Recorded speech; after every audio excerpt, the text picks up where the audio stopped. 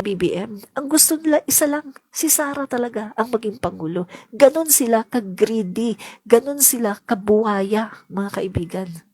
Nakatatapos lang nila 6 na taon, gusto nila sila na naman.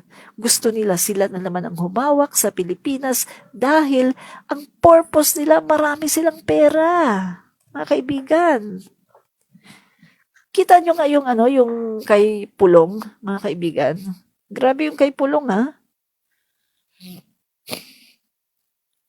Tingnan natin, ha? Grabe pala yun, mga kaibigan, yung kay Pulong Duterte, no?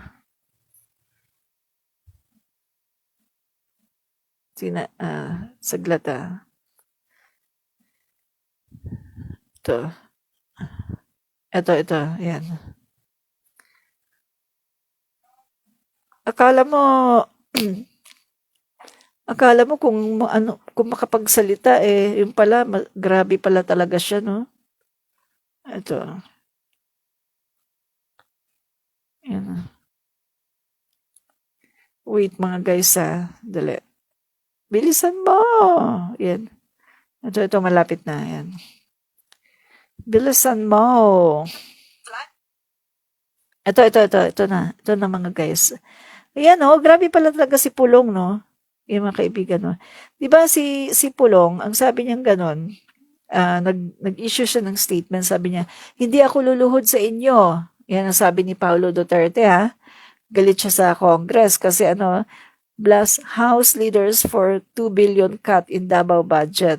Pala mga kaibigan, ito palang si Pulong Duterte, mga kaibigan, Paulo Duterte got 51 billion in 3 years for Davao City 1st District under father's term.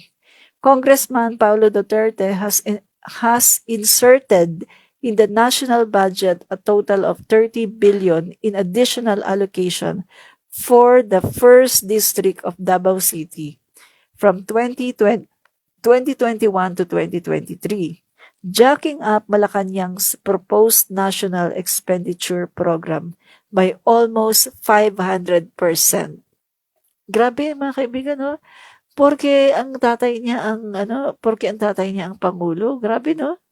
On his first year in office, Congressman Duterte jacked up the Malacanang proposed 2022 National Expenditure Program, NEP, from 4.67 billion to a whooping of 13.745 billion. Ang laki! Inserting a total of 9.7 billion, which represents more than 300% increase. Grabe, no? The following year, President Duterte pushed a 9.67 billion allocation for his son's district, which is an unprecedented jump of billions of pesos the previous year, comparatively from 4.67 billion in 2022. President Duterte allotted 10 billion pesos for his son's district in 2022. Grabe, mga kaibigan, no? Pagkatapos yung ibang distrito, 3 million, ang kaunti. No, grabe, no? During his father's final year as president, the palace proposed a 10 billion budget for Davao City's 1st District, which is one of the biggest allocation for a city, but Duterte still inserted a total of 3.47 billion. Grabe, mga kaibigan, ang takaw. Ang takaw, buhaya talaga sa pera. Biro mo, pinakamalaki na ang budget niya, 10 billion. Pagkatapos nag-insert pa talaga siya ng 3.047 billion. Ang takaw sa pera, mga kaibigan. Saan napunta to? For 3 years, Duterte's 1st District got a whooping 51 billion. In contrast, Davao's 1st District only got a total of 11.2 billion from 2016 to 2019. During the term of the former House Appropriations Committee Chair and now Civil Service Commission Chairman Carlo Alexi Nograles. So makita mo, mga kaibigan, doon sa isang distrito ng Davao, yung 1st District, mga kaibigan, 11.2 billion lang from 2016 to 2019. Ganun lang mga kaibigan. Samantalang kay Pulong Duterte, mga kaibigan, yung 10 billion, isang taon lang, pagkatapos nag-insert pa siya ng 3.047 billion, hindi pa siya nakontento sa 10 billion, nag-insert pa talaga ng 3.047 billion. Ang takaw, mga kaibigan. Grabe, napaka-greedy sa pera. No? So ano pa? This came as Duterte issued a statement complaining that the House leadership has taken out the 2 billion from the budget of district and was only left with 500 million. So ngayon, di ba, nagalit siya kasi bakit daw tinanggal yung 2 billion? So 500 million na lang daw ang natira. Nagalit siya mga kaibigan. Samantalang 6 na taon na talagang inubos niya ang budget sa kanya lang. Samantalang ang mga iba-ibang mga distrito, 3 million, 7 million. Diyos ko, grabe pala ang mga Duterte, mga guys. From father hanggang sa son, hanggang sa daughter, grabe, ang tatakaw pala ng mga yan sa pera. Sobra mga guys, no? So, ano pa? Yung tinitingnan natin dito mga guys, binabasa natin to, no? So, ano pa mga guys, ha? Paulo Duterte got, dali. Tapos yan. Dito na tayo. So, yun mga guys, kasi sinamantala, no? Sinamantala niya, mga kaibigan, itong si Paulo Duterte, sinamantala niya yung kanyang posisyon, no, sa Kongreso, no? On his first year in office, Congressman Duterte jacked up the Malacanang proposed 2020 National Expenditure Program, 4.6 billion, to a whooping of 13.745 billion, inserting a total of 9.07 billion. Grabe, no?